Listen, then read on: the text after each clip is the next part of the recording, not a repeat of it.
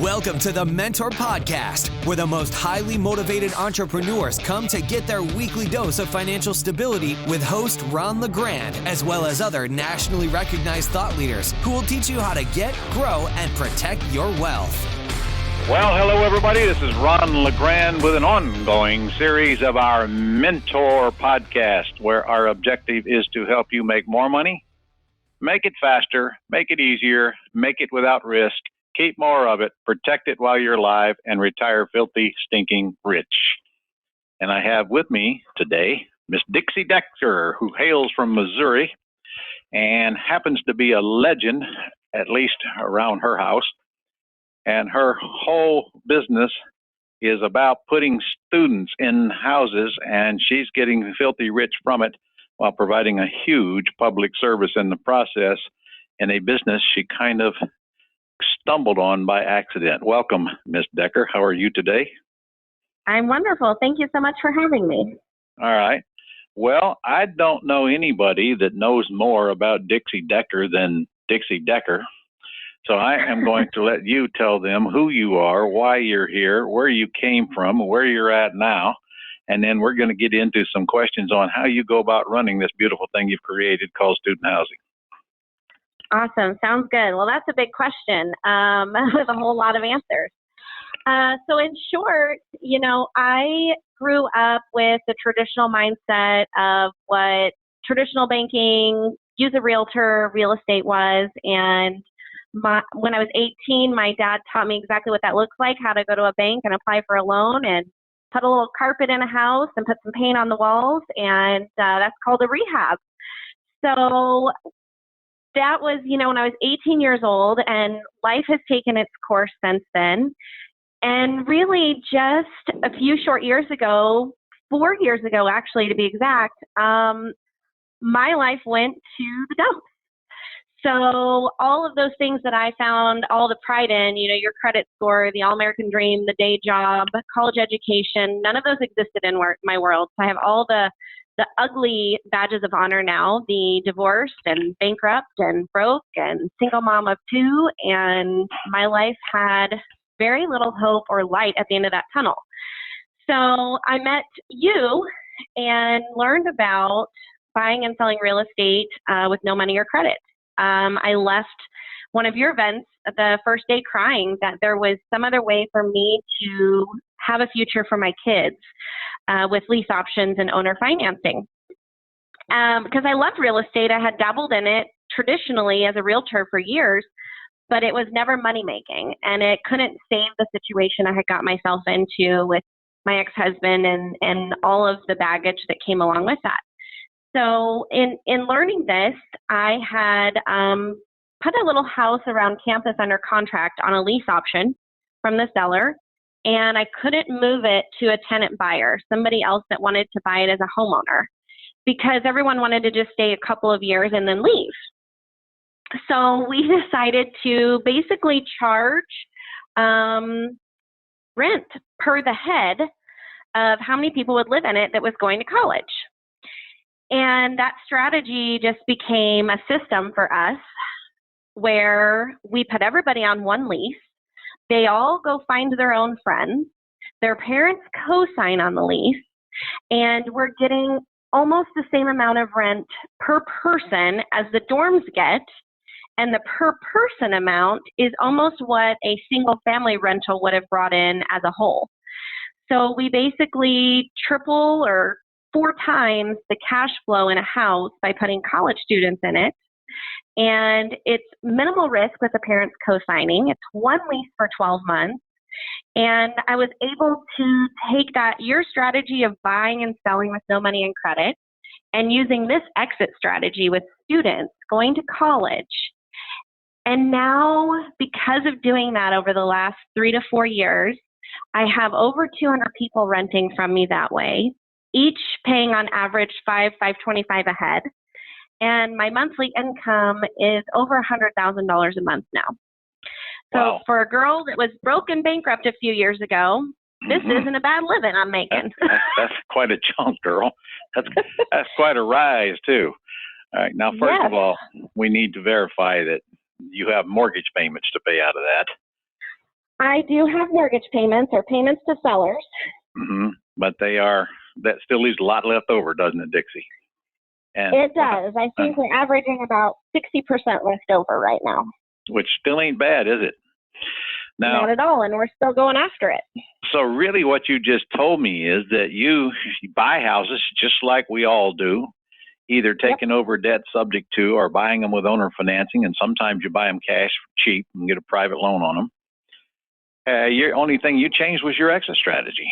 Instead of putting one lease option tenant buyer in it, you put 3 or 4 tenants in it without the option to buy, knowing that they're only going to be there as long as their term is in the college that they attend.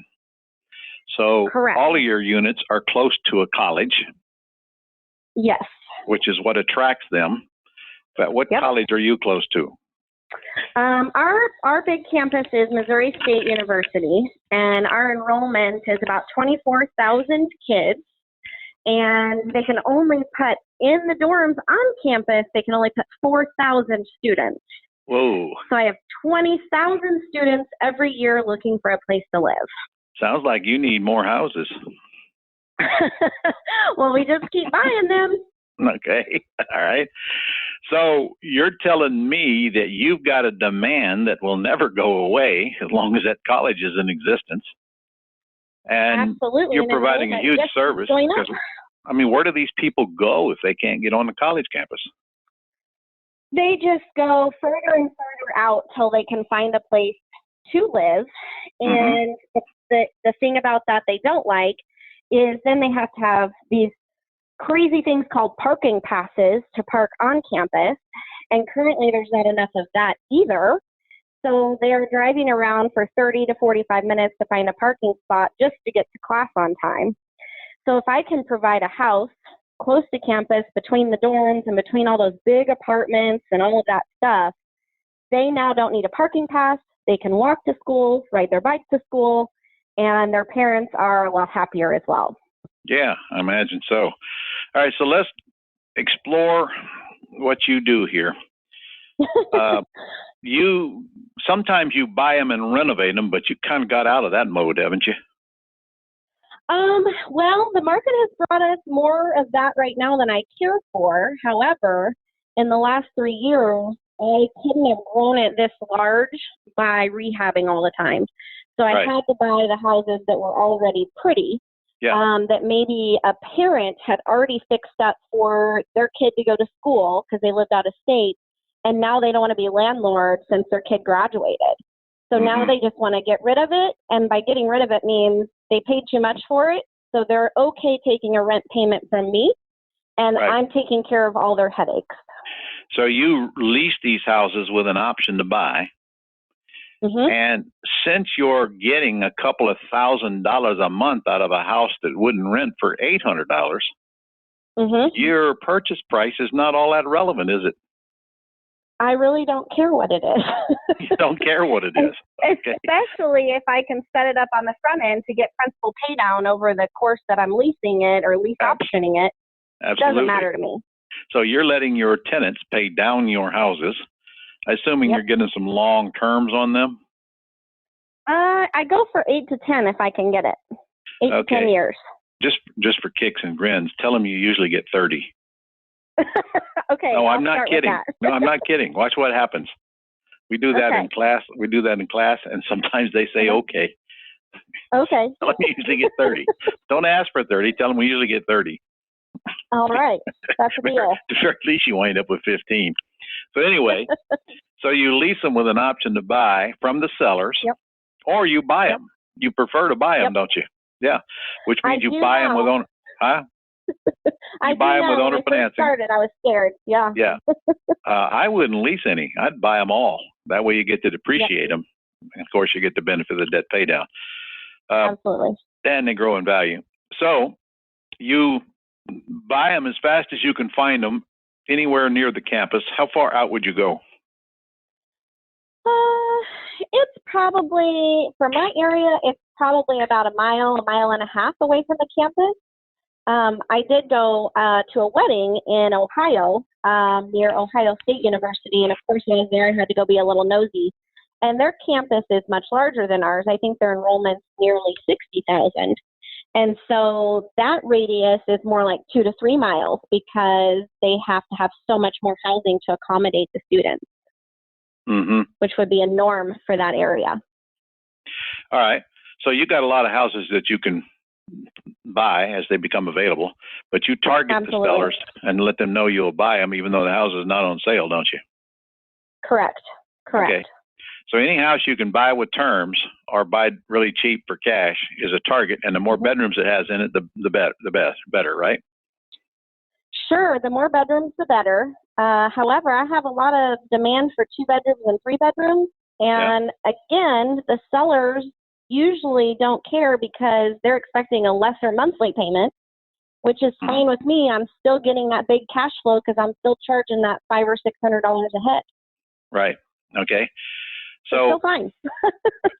Let's discuss the cool things you do about your business that people would not think of or dream of as regular landlords. For one thing, do you furnish the house or not?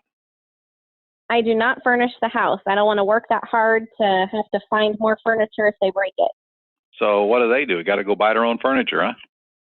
Absolutely. And you know what the cool part about college kids is? Mom and Dad usually give them all their old furniture from home and send it with them so that Mom can get new furniture and new washers and dryers.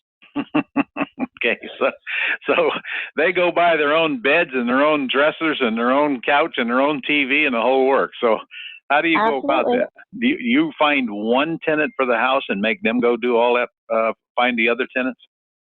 Yep, so usually we have one kid call in, and, I use that beautiful question you created with tenant buyers. What's the most you can pay per month? Yeah. And that's our very first question. And then we ask them, how many roommates do you have? And they'll, they already know they want to live with 1 or 2 or 3 people. And we say, well, go get your friends and bring them back. And then we set only one appointment for the house for them to look at it. And we let them know this is the only opportunity they'll have to look at it. And we really suggest they get their applications and deposits to us before the showing if they want to be first considered to get the house. So often, I already have the money in hand and the application in hand from 1 or 2 groups before we've even showed the house. Well, so you put the whole group together, and then you tell them to go plug the rest of the holes if there isn't full. And then you make it clear up front, you guys got to go get your own furniture. So when they move out, they either leave it or sell it, or because they probably surely don't take it with them, right? Well, I actually make them take it with them because I don't want it. And I don't want to have to find a place for it because I already have another group that's moving in the minute they move out because they either found me the group or the group found me, and I have a waiting list well before the lease was up. So in October of any year, I'm already full for the next 2 years almost. So I can't have them leave stuff. And if they do, I tell them, look, if you leave a dresser here, I don't care if it's one dresser. I get to keep your whole security deposit. And I don't want to keep it. I want you to have every single dollar back. Because if they do that, my house looks gorgeous and clean and ready for the next group to move into. Meaning I don't have to do the work, Ron. I get that. I heard that word. And as far as guarantees on the lease, you get all 4 students to guarantee 1 lease, and then you get parents too when you can, right? Absolutely. I'll take all the parents or as many parents as I can get, but everybody in the house signs as well, and they sign for the amount of rent for the whole house. So they don't just sign for their portion, they sign for the whole amount. So in other words, you're leasing the house to 4 people with 4 signatures, and they're all responsible for the whole. So correct. If one tenant craps out, the other 3 got to figure out where the money's coming from. Absolutely, and I tell them that up front too. If you have one bad friend, just replace them. Don't call me and cry. Just replace your bad friend. Okay, so who do you contact if the rent's not paid? Well, if that happens, and rarely does that happen, I contact the one person that originally started the whole process with us and let them know we don't have XYZ. And then I just call the parents. I skip all the other roommates and I call the parents. And then the money arrives very quickly. Okay, I bet it does. All right. So what about repairs? Well, I pass almost all repairs on to the students because remember we talked about in the beginning of this, I'm not slumlording it.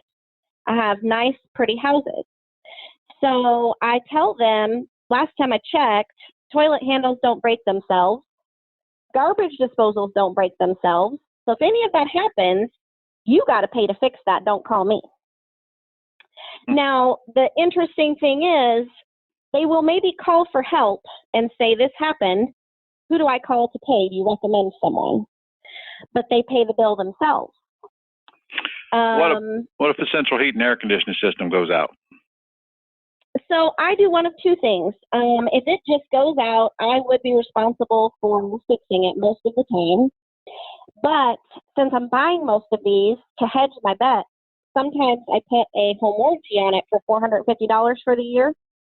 And then I just let that home warranty company fix any of those major items.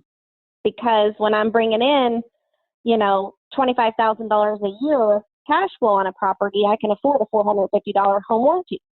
Mm-hmm. All right. And that includes things like roofs or not? They do have one that includes roofs now. Really? I'll be there. So you have little or no repairs? Little or no repairs. All right. So what other cool tricks have you learned while figuring this thing out along the way? Because that's what you did. You figured it out. You didn't go to school to learn it, did you? I did not go to school to learn it, but I used, really the coolest thing is using the same mentality that we're already using to rent to tenant buyers with the, that same strategy. We're using it in the student housing, and we're making these folks be responsible. The coolest part, though, is they're all going to college to graduate and get a good paying job. That's their goal. And their parents' goal for them as well. And so they don't want to come out with damaged credit. Right. So I don't have to control them so much. The system controls them without me having to do the work. Right. And so as long as I know what's the most you can pay, that's all you still need to know. So you are a member of the credit bureau, and you would report them if they didn't pay you, right? Absolutely. And it would not just be them, it's all their roommates, plus it's the parents. And so you just have so many protection clauses there without having protection clauses. Yeah, especially for such a small amount of money. It's probably rare you ever even have to chase it, isn't it? Yeah, I have over 200 people that are renting from us, and I have no evictions to date, and I have no vacancies to date. And I don't know that any other landlord on the face of the earth could say that. Right? Absolutely not. That's pretty cool. I don't worry about if there's if I'm going to go vacant. I don't worry about it because I already know that they're already full till well into the very far future. And so I'm not losing sleep at night wondering who's paying that payment. So what is Dixie Decker's plan for, say, the next 12 months? Well, I have this challenge with LeGrand that I'll get about 100 more tenants put on in the next 12 months. Mm-hmm. And I have about 50 to 70 of those in process for June 1st. So I'm about halfway there. I've got a little more work to do. And on top of that, my goal is to teach other people how to use this strategy, to add it to their tool belt so that they can really put their cash flow on steroids and get to retirement faster than any other niche is going to get them there. And literally, Dixie could replace herself and get somebody else to do what you do and walk away if you want to, and still the cash flow comes in forever. Yes, and I've already done that. I have a gal that works in my office 9 to 3 o'clock, Monday through Friday, and she is handling all of those people and all of that business, whether I show up or not. The checks are going in the bank every month. So And she doesn't work nights or weekends showing property like everybody else in real estate does. There you go. So really all Yep. you do is keep buying them. I keep buying them, yep. And really ain't a whole lot for you to do in that respect either, is it? Because the system does all the pre-screening, and you just call the sellers when it's time. The ones who've indicated they would take terms, and then go get a contract and close on it, right? Correct. Absolutely. Okay. So your goal is to add another 100. That'll put Yep. you up above 300 of these units. Yep. Pretty soon you're going to pretty much control the entire surrounding campus, aren't you? Well, I'd like to say so, but when you look at a 20,000 student deficit, I got a ways to go, but I'm not going to run out of work anytime soon. you certainly do. And that is just that university.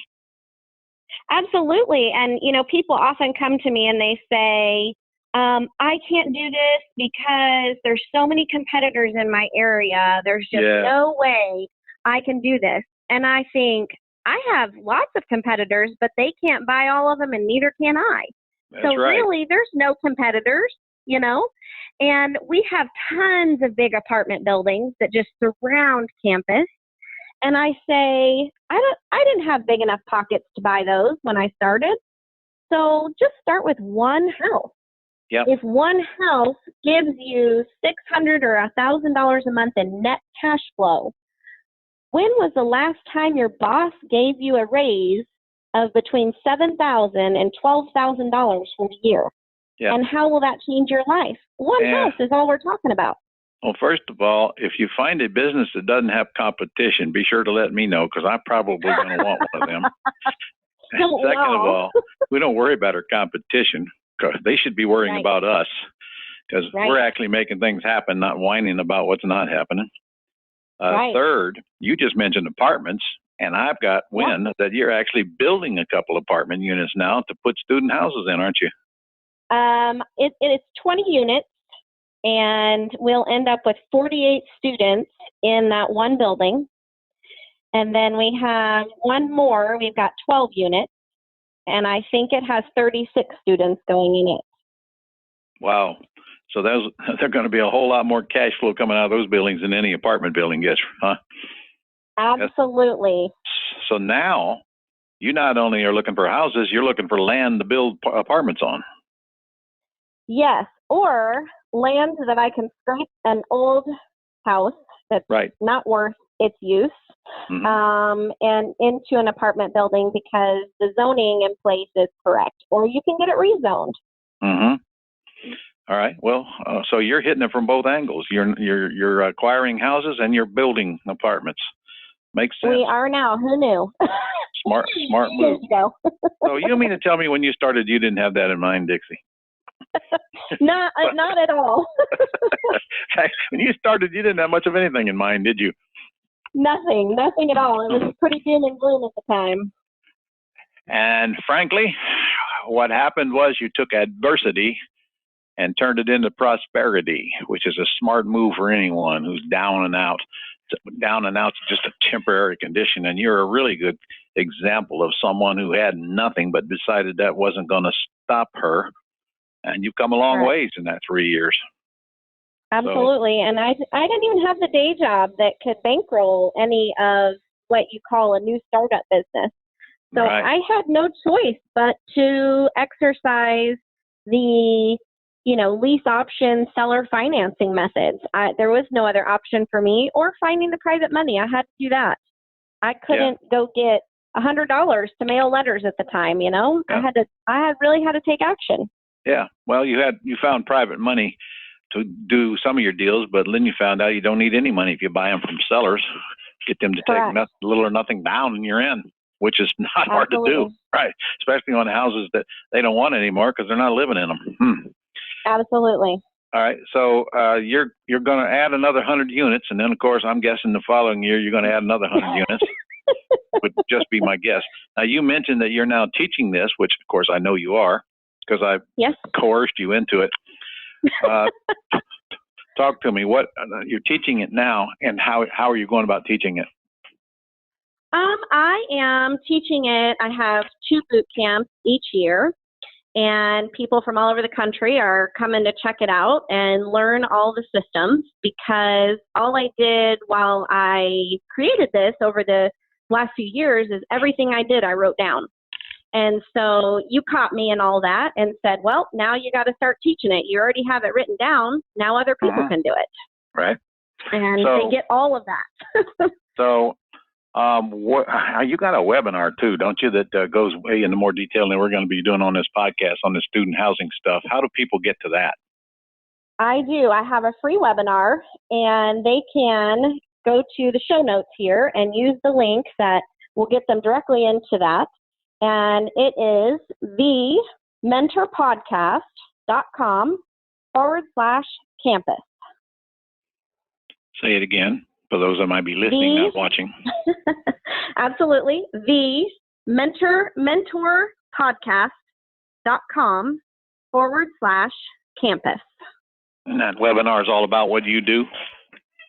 It's all about what we do, and I go into so much detail that when they leave that free webinar, they will be able to decide if the campus they are near or that they're interested in, because I even have people that have came to my boot camp that are doing this from out of state now in other campuses, and they will be able to determine immediately if that campus has a deficit like mine does, and immediately determine exactly how much they can charge people to live in their houses. Just going to a 60-minute free webinar, they're going to know at least all of that, plus a ton more. Right.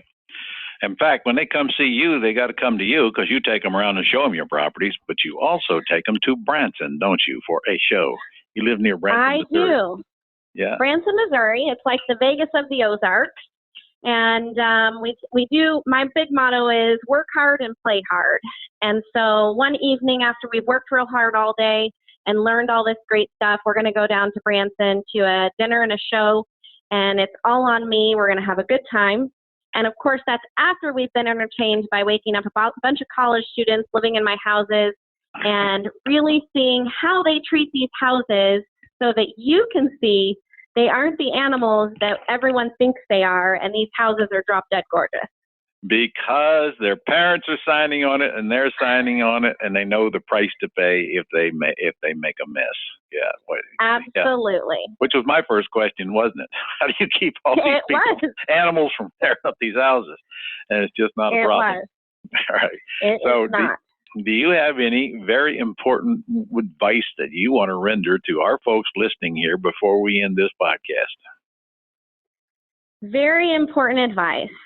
I think the biggest thing, and it's probably what most all of us would say, is use the system, don't recreate it, and have a mentor guide you there.